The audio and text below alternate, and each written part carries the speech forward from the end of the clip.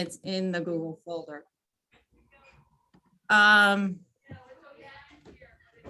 I also put it elsewhere. You'll find the link. So welcome to the second little mini foundational skills focused. We had our first foundational skills mini session in October and introduced the focus of the foundational skills. And I say mini because we've scaled them back, just the PD kind of scaled it back just due to the nature of this crazy year. But today we wanted to keep the conversation and learning going about the foundational skills and still at the same time kind of honor your need to have some team time and more flexibility. So it's going to be short, but I'm really happy that we even get just this little bit of time to kind of align a bit across K2. It's so rarely that we are all able to get together and kind of strengthen our work together. And I think we also probably have better representation today. I think some groups were not there in October, special ed. So great that we have a bigger group. So our goal today, I think that was from this year, maybe that photo. The sort of overarching goal for the foundational skills is to align within a grade level team in a building and then across and then vertically K2 and strengthen our foundational skill instruction in order to increase reading achievement. I mean, that's a goal we always have, and it's especially important now with the learning gaps and learning interruptions. So we're today, I'm gonna revisit some of the big ideas from October. So some review, and then just a little bit of something new, talk about a possible lesson, a universal lesson routine for the foundational skills. And then you'll have just a bit of team time to kind of take a deeper dive into a content or resource that your team is interested in through a choice board. Really hard because I can't see everyone. I can only see a few people. So I'm hoping that you'll kind of get more information about some of the questions that I hear swirling around, like in our buildings, but also just out there. It's like such a topic of, how to teach reading and how to teach phonics, and it's on social media, and I'm sure you're reading lots of things and reading research. And so some of the questions that I'm hoping you'll have more information about today is, what is CSD's approach to word study? We're reading lots of things about different approaches. What's ours? How does word study fit within our larger literacy block? We have so many resources. How should I use them? Should I be teaching and prompting for word identification reading strategies? There's a lot out there right now about reading strategies. And I've had that question, like, should we still be teaching reading strategies? So we'll talk about that a bit. What are some high impact instructional routines and strategies that you can use for the foundational skills? And what does explicit instruction look like? And what is a lesson routine that you could use? So, we're not going to go deeply into all those, but we'll touch on them. So I'm hoping you just sort of have more information about all those. And then also, actually, feel free as you're going. Carolyn's going to keep an eye on the chat box for me. If you have questions, feel free to dump them in there. And if we don't have time to get to them today, I was thinking I'd put out a FAQ of everybody's questions. This is a slide I used in October, and I sort of compared, as we were sort of launching this focus on foundational skills for PD, I sort of used the analogy of a building project, and we're not talking new construction because you've all been teaching word study for a long time. You have lots of instructional resources and tools, and there's lots of good things happening. So it's more of how can we improve and strengthen, and how can we use sort of what's current thinking to inform our practice. But it looks different for everybody because everybody's kind of in a different place. So some of the things that it could look like, or you could be thinking about, like a lesson routine, you know, thinking about maybe a different structure for your instruction. It could be thinking about replacing some of your direct explicit instruction with some of the resources or language from the Foundations Manual.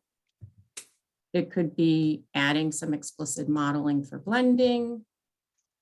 It could be adding some application of connected text connected to your skill. It could be adding some review at the beginning of your word study instruction. And we're talking about universal, probably your, 15 to 30 minutes of whole group, 15, 20 minutes of whole group instruction. And I'll also use foundational skills and word study kind of interchangeably. So just take a minute. Oh, and so, what are you thinking about, or what have you been thinking about there this year? Like what kinds of things have you been thinking about, or changes have you made in your word study? Or maybe what renovations are you thinking you might like to make? Just put it in the chat box. And Carolyn, are you there, Carolyn? I can't see you. I am totally here. I just have a visitor who hasn't left quite yet, so. Oh, okay. Just wanted to get your thinking going as you just came out of your classroom. Sarah, while people are thinking, I just want to let you know that there's a couple boxes that are showing up that are blocking your slides a little bit. Okay, like this. I don't know, I can't exactly see your screen, but I think it has something to do with, yes, that, whatever you just moved. And then something at the bottom. That's the Zoom bar.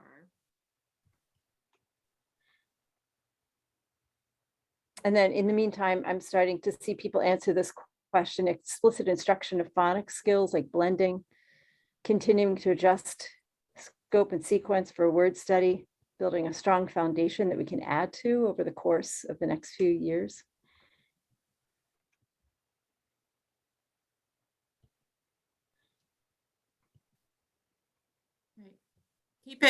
Keep adding to the chat box. I'll save the chat box. And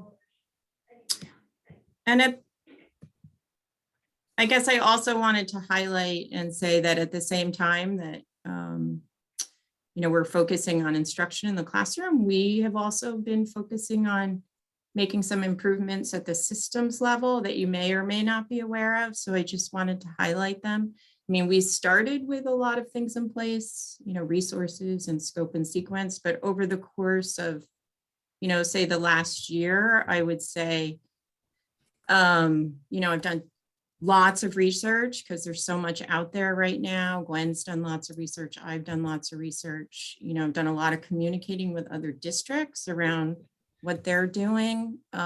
We've worked with buildings on developing a consistent time in the schedule, which I think has been a big help this year. Made some revisions to our scope and sequences. I know they're still not perfect, but we added a K scope and sequence that was kind of more aligned in terms of format with 1 and 2. And then we just made some adjustments to the 1st and 2nd grade, adding sample words, changed the way we identified high frequency words, highlighted priority skills. We've continued to tweak our assessment system, and we extended the phonics assessment for grade 1 this year, so we can monitor progress more closely and identify needs. And we did see, it was really exciting, we did see in trimester 1 that the grade 1 phonics data was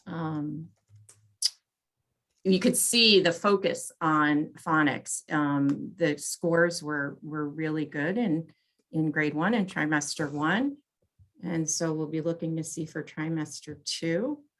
And then other things we've done, resources, and then, professional learning.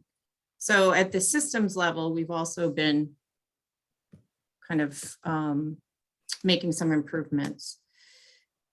If we think about the big picture, this is just a review, but this is a slide I used in October also, but it's a good visual representation of our CSD balanced literacy model. We have a reading workshop, our writing workshop, our word work, and then we have that interactive read aloud. That I like this visual because the interactive read aloud impacts all of those areas. And then in the middle, which is the part I think we've been really focusing on, is that teacher managed instruction for word work. So the explicit, the mini lessons and the explicit instruction. And then if you kind of take a deeper dive into what that looks like and what the content of that is, there's all these things that you're addressing within your balanced literacy time, but these are the ones that are the foundational skills. So phonological awareness, phonics and spelling, which includes alphabetics, and then structural and morphological analysis. So analyzing words at the syllable and morpheme level. But then I didn't want to leave off these. Can you see these over here, or is my bar in the way? I didn't want to leave off these on the right. I hope you can see them. Strategic knowledge and skill and self-regulation. So these impact all the content areas, but relative to the foundational skills, we're talking word ID strategies, motivation, and engagement. So we didn't really want to forget about those. And there's something I've linked here. It's way more than what you need or what you want, but it's a kind of updated version of the simple view of reading that probably a lot of you are familiar with.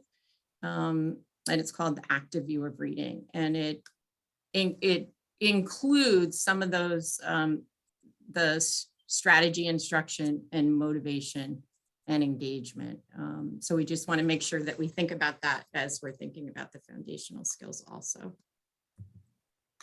I'll just give you a minute to read this. This is from that article. If you're interested, it is a good article, but there's a lot going on for readers. So they do need to regulate their reading and deploy strategies.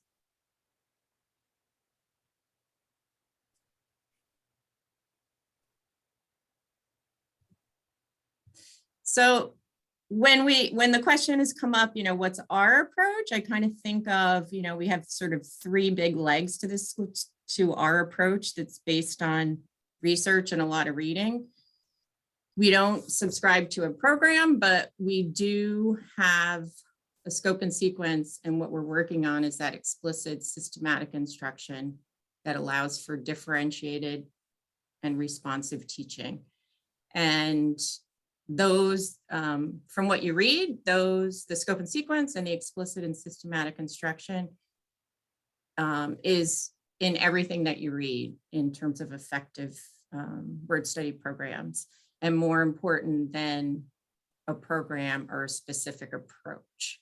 So those are the 3 things that we're continuing to rely on and develop.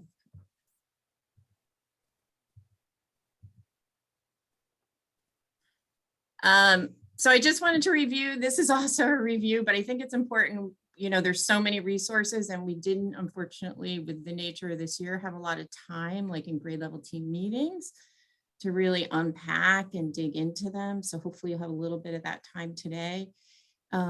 So we've added to our kind of suite, and this is the foundation suite. So there's the digital, the manual, and the instructional materials. And the foundations materials, I think, are really best for that direct instruction and like introducing the skill, like going there and looking at what's the language that they're using for introducing that skill. And then we have these that I think are best suited for your guided and independent practice. And then we have the Phonics A to Z, which is a really good planning reference book. And I put a star here just because I think, like, when in doubt, check out the foundations. If you have questions about language or you're not sure how to teach something, check out the Foundations Manual. Suggestion came up, and I'm happy to explore it at a grade level team meeting, was maybe identifying specifically on a scope and sequence if there are some of the places in the manual maybe that you could look. So be easy to find. And then we have lots of awesome people resources to consult also. I did just want to come back to this idea of word identification strategies. This is the bookmark that I would say is an anchor resource for us in K2. It's a consistent kind of icons and language to use for prompting kids for strategic behaviors in reading. And I was just recently at a workshop with the woman who developed that, and she is going to update that.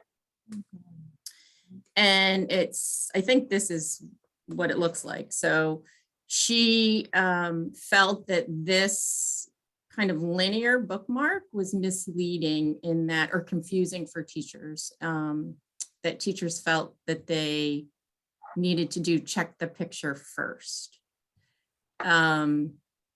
And what we want to encourage kids to do is use your code-based strategies first, and then use your meaning-based strategies to check. So she felt this was a confusing representation.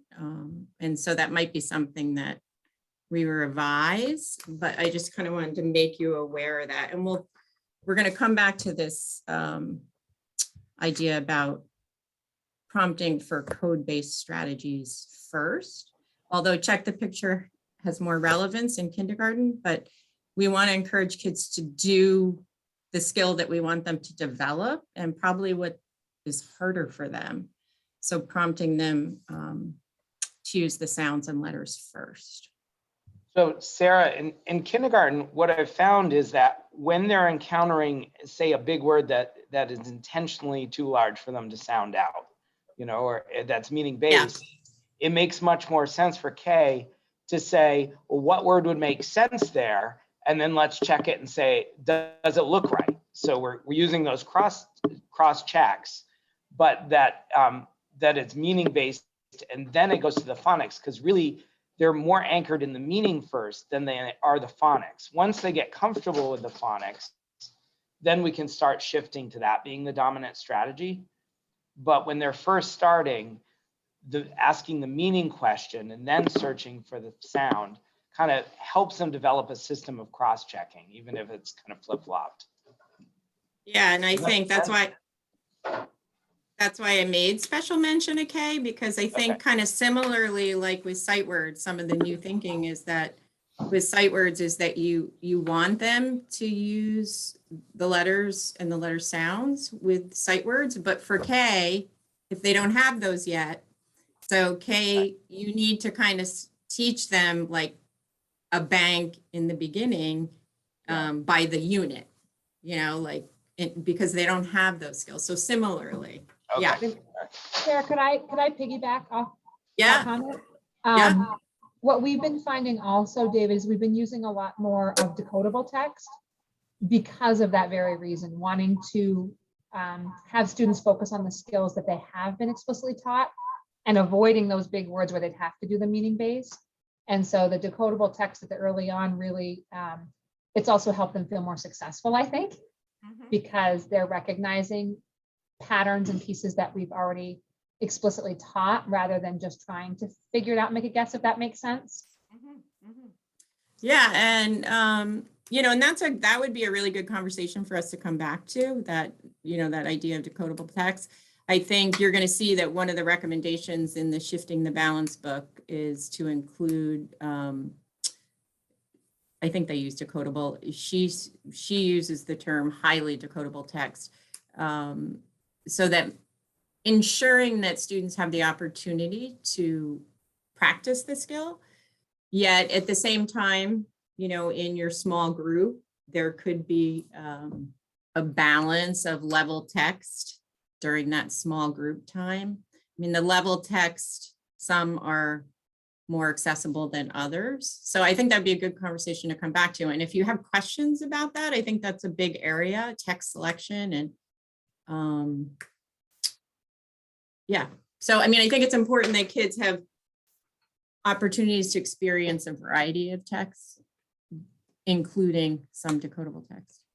Yeah, I'm just looking at the, you know, a lot of our resources, like whether it's Rigby or whatever we're using now, Pioneer, that, you know, they build, as they build and they get into the C's and whatnot, they're moving, they start throwing in words that kids can't necessarily sound out. They're throwing in some zingers in there that they have to really use some of those meaning-based strategies. And, you know, and we certainly have some of the controlled text too, but a lot of our resources are not just Right. And they're I, not just right. decodables. So I'm also seeing in the chat a question about what decodable text people are using. So just to encourage people, if you have some recommendations, you can put that in the chat. great. Yeah. Cause I think that's another, you know, having access to high quality, I think it's not what it used to be. And one of the options on the choice board is I have 3 sites that you can check out that have some of that type of text. And it's kind of, I'd say, higher quality than others, although I do think it's in general better. So yeah, if people have any resources, put that in the chat. Oops, what happened? There we go. Okay, so these are the 2 books I'm using for our PD. They're both great. They're different. I've included all the downloadable resources in your Google folder I shared with you, and I gave a grade level set to every team yesterday and today. If you're interested in the books individually, let me know. I didn't want to overwhelm people because I know I've given you a lot of resources, and I'm going to go into these in a bit. So here are the shifts in this book. We have somebody out there, and I don't want to put them on the spot, but that's taking a class based on this book. Are they out there? Oh yeah, I'm out here. You're out here. Is there anything you would like to share with the group, or you don't have enough information yet? I really don't. I'm a couple of weeks behind, so I'm Okay. I'm really just at the second mod, where you know, it's week 4 now. But it is. I mean, what I've gotten so far are one. Unfortunately, the videos are sometimes tough to get through, but some of the tools that you know, that they recommend I could very well see using, like in you know, just for, you know, the idea of getting back to turn and talk, you know, and building a lot of, you know, they stress a lot of the oral language development, you know, to precede, you know, a lot of the things that we're going to be asking them to do as readers. So again, I'm probably at the tip of the iceberg, but yeah, like I said, there are a bunch of things that sound really inviting to use, but I will have to say the videos are sometimes, it might be the time of day when I'm trying to sit through them too. Yeah. But Yeah. no, it is that, yeah. So we'll be interested in your feedback. So thanks, Dan. I didn't hope you don't mind me putting you on the spot, but it's an online course associated with the Shifting the Balance, and it's self-paced. So the 6 shifts that they're talking about and in the book is organized by these 6 shifts. And then they have sort of a summary of research. And then they have some good instructional sort of research-based or evidence-based strategies. So the first one is the one Dan's talking about, is that treating oral language development is essential ingredient for comprehension. The second one is intentional systematic phonemic awareness instruction. So more making sure that we're really committed to that. And then this one, explicitly and systematically teaching the secrets of how to crack the code. I think that's the one we probably focused on the most, font decoding and encoding. And then this is about the high priority sight words and creating opportunities for children to be able to use the patterns in some of the sight words and not just memorize. This is the one that we were talking about earlier. Prioritize print as a strategy of first resort for word solving using meaning and structure to cross-check. And then lastly, oh, we hit on this one too. And then lastly is, I'm having such trouble with this bar. It's in the way everywhere. Thoughtfully select or create text with decoding opportunities for students to practice. And then there's letter lessons. I'm going to just take you a little video from her. We're going to use a little of her video. She's just going to summarize kind of in a similar way. What are her big ideas for accelerating learning? Try to avoid that. Today, I'm going to talk about these different elements of accelerating decoding and letter instruction.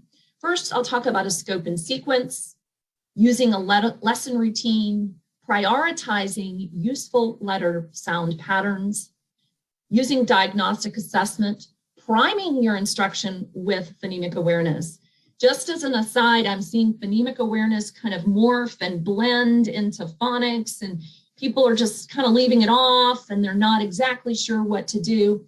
I think we should think about phonemic awareness as priming kids for phonics, as front loading their phonics instruction. And if you think of it that way, it feels a little more powerful. I'll talk about teaching high frequency words by pattern. Sometimes people call those sight words. I'll talk about self-teaching, and this is David Scher's self-teaching, and I'll even show you a video of some kindergartners actually self-teaching. Now, this is not just give them a bunch of words and have them figure it out. That's not what it is. So I'm excited to share that. I'm going to talk about how to amplify the number of practice words you give kids. Teaching students to sound words out as soon as they can. As soon as you have a vowel in their repertoire and some consonants, put it together. The importance of text reading, and then I'll show you a few things that I think are not great uses of time. You probably know many more of these. So that's from the letter lessons book. We're going to watch a little bit more of it also.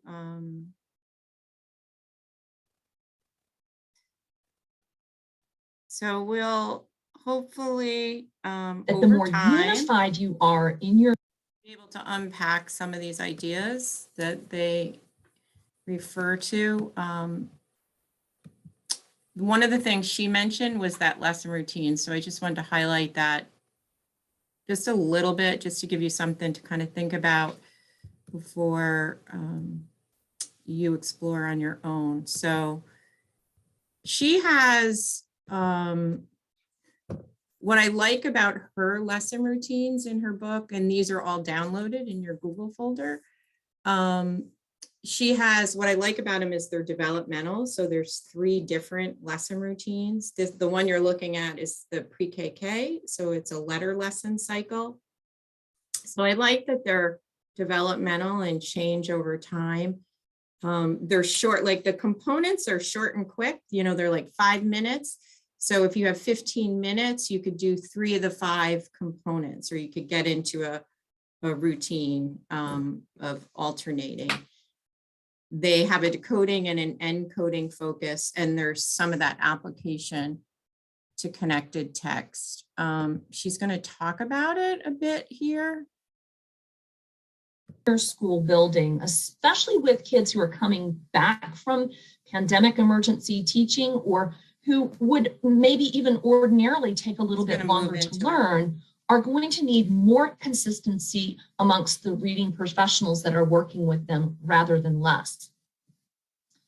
So my second really important thing for making sure you're getting good, effective, and efficient phonics is to use a lesson routine. And I'm going to highlight 5 research-based essentials. They focus on what kids really must be doing: decode words or naming GPCs, and lots of them. spelling words, and a lot of them. And my suggestion is when you do this part, you use some kind of dictation, take the word walls away, take all of that away so that it's really spelling and the kids have to think. It's not a copying activity where I just look on the word wall and I copy. I would suggest that you ask yourself, how many opportunities did each child get to read and spell words or name letter sounds during my lesson? So if you think about it, and I'm going to show you some whole group phonics instruction as well, and in my whole group, you will actually see every kid has a way to participate individually. Because a lot of times with whole group or even small group, the teacher will have a practice item. She'll call on a child to answer that practice item. Often it's the person who really already knows the answer. And that one child is getting the practice. And maybe Sheila is sitting next to Devon. Devon really is a star. He knows everything. And Sheila's just kind of chiming in with Devon, right? And she doesn't really know it. And so she's not really getting a lot of practice. So even when small groups, you want to make sure there's a lot of opportunities. Just a reminder that spelling is a great formative assessment. It tells you what kids are really retaining.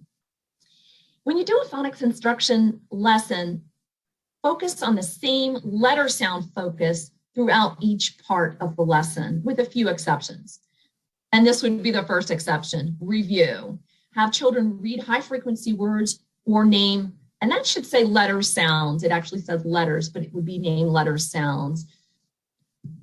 Do a phonemic awareness activity, front load, prime your phonics instruction. I call hear it, decode it.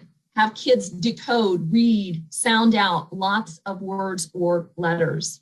Then take stuff away, have them spell those words with a target sound. And then ask them to read those patterns in text with some level of decodability. Or if you're working on letters, you can have children use little letter books or sometimes caption books. Just want to put a little highlight here on reviewing. Wiley Blevins, who I'm a big fan of, pointed this out in an article called A Fresh Look at Phonics. He also has a book out. This was at the National Association of Elementary School Principals. But basically, he points out that systematic review is not something that's happening enough, and kids need it. Distributed learning, a little bit of practice over long periods of time works with young children. So I'm going to share with you a couple little activities. This is a game we played. This is a whole group phonics lesson. We called it Dry Erase Race. The kids are simply just writing all the words they know on a dry erase board. I want you to make note of the seating arrangement that we have, which is kind of a horseshoe. That horseshoe design is so that we can easily see what the kids are writing. And you'll hear Kelly, the teacher here, prompt the kids. And it also allows us to get physically close to a child if we need to. Now, just to keep in mind, this was pre-pandemic, so we're not breaking any rules or anything. All right. We're going to do dry erase race. What's that? It's the one where you write as many words as you can in 1 minute. Now, remember, your words are not made-up words. Your words are words that you know, and I want to see how many you can write. Now, if you get stuck, you can always build on a word. If you know at, you know and Cat. and. So that's a whole string of words that you can write. See how many you can write. Now, you also have all of your sight words that you can write. Is, to, me, like, okay? Are we ready? Oh, erase those boards. On your mark. Get set, go. Write as many words as you can. And make sure they are real words. Keep going. Jeremiah, let's go, buddy. Get started.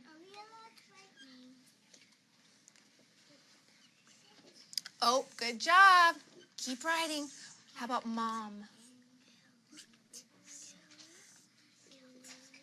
Colby, excellent job. Way to build on those words. Tim, great job. Look at you. Good job. How about dad? Is, to. Okay, I'm going to stop that right there. But what you can see is she's actively engaged. 2 quick things. She talked about your sight words, and I'm not a fan of that term, but these are real teaching videos, and actually you'll see some of my teaching mistakes too. I like the word high frequency words, but the other thing that I just wanted to make a kind of note about is the arrangement allowed her to really plug in and make sure that she could keep everybody going. This is another game, and there's a variation of this in Words Their Way, and I love this game. It's All right. So in your, on the choice board, one of the options on the choice board will be looking, they're linked, the letter routines that come out of her book are linked on the choice board. But here's the grade 1. You'll see that like the hear it gets extinguished by grade 2. So they change over time, which I like.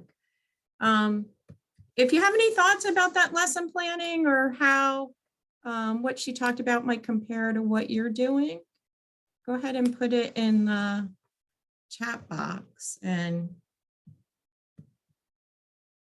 I'll get you. I want to be mindful of your time, and I'll take you to the choice board in a sec. Are there any questions or anything, Carolyn, in the chat box? Not yet. Okay.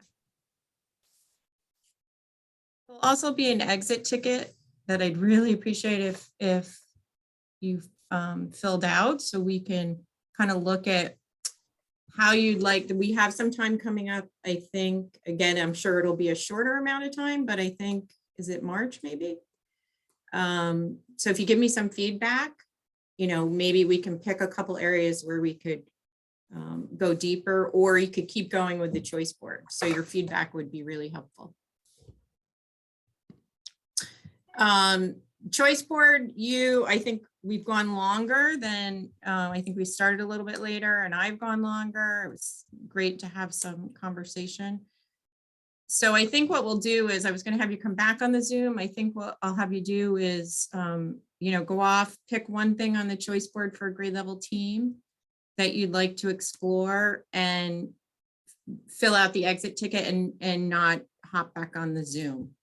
The choice board refers to some of these high leverage instructional routines that I brought up in October. So here's a list of some of the